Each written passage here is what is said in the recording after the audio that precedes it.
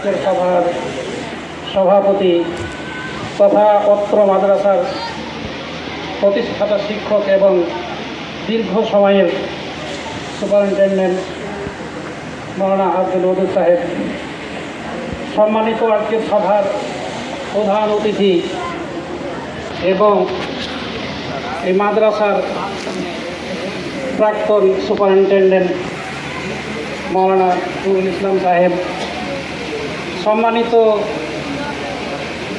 অত্র মাদ্রাসার ভারপ্রাপ্ত প্রধান শিক্ষক সাহেব, সম্মানিত অত্র মাদ্রাসার পরিচালনা সমিতির সম্পাদক মহাশয় এবং সভাপতি মহাশয়, সম্মানিত অত্র এলাকার একজন বিশিষ্ট সমাজসেবী কৃষ্ণমশাই, সম্মানিত অত্র মাদ্রাসার শিক্ষক শিক্ষিকা এবং অশিক্ষক কর্মীবৃন্দ, অন্যান্য অতিথিবৃন্দ এবং প্রাণপ্রিয় ছাত্রছাত্রীরা, আজকের দিনটি মাদ্রাসার ছাত্রছাত্রী এবং শিক্ষক অশিক্ষক কর্মচারী বৃন্দের কাছে একটি বেদনার দিন, আবেগের দিন। এই দিনটি এই জন্য আবেগের যে সুদীর্ঘ 35.5 বছরের কর্মজীবন শেষ করছেন যিনি আজকের সভার মধ্যমণি বিদায়ী শিক্ষক প্রভানন্দ সিনহা মহাশয়।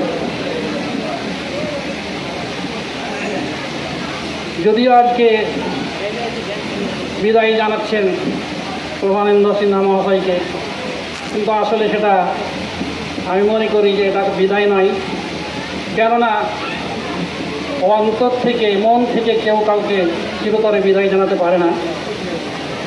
এটা একটা আনুষ্ঠানিকতা। আমি 34টি বছর ওনার সঙ্গে একসাথে আমার কর্মজীবন অতিবাহিত করার সুবাদে অনেক স্মৃতি আমার জড়িয়ে আছে ওনার সঙ্গে, যার অনেকগুলোই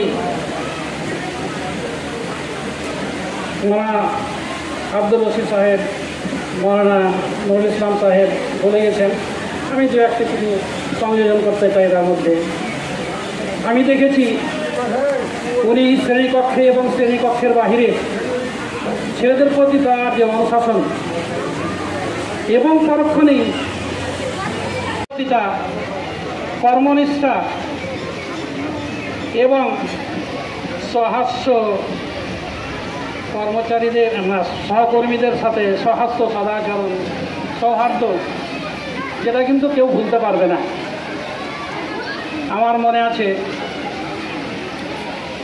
মৌলানা আব্দুল ওদুদ সাহেব, আব্দুল রশিদ সাহেবেরও মনে থাকবে।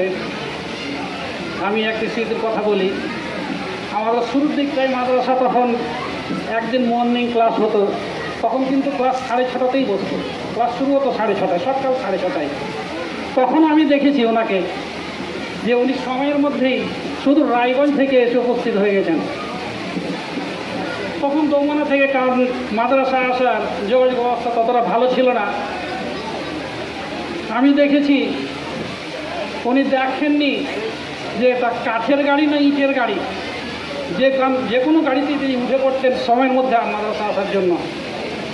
আমি আরও দেখেছি ওনাকে টিফিনের সময় কখনো ক্রিকেট ব্যাট হাতে, কখনো ব্যাডমিন্টনের র্যাকেট হাতে, কখনো ভলিবল হাতে ছাত্রছাত্রীদের সঙ্গে নেমে পড়েছেন মাঠে। এই জন্যই তো তিনি সকলের কাছে এত প্রিয় হয়ে উঠেছেন। আমি আর বেশি কিছু বলতে চাইছি না।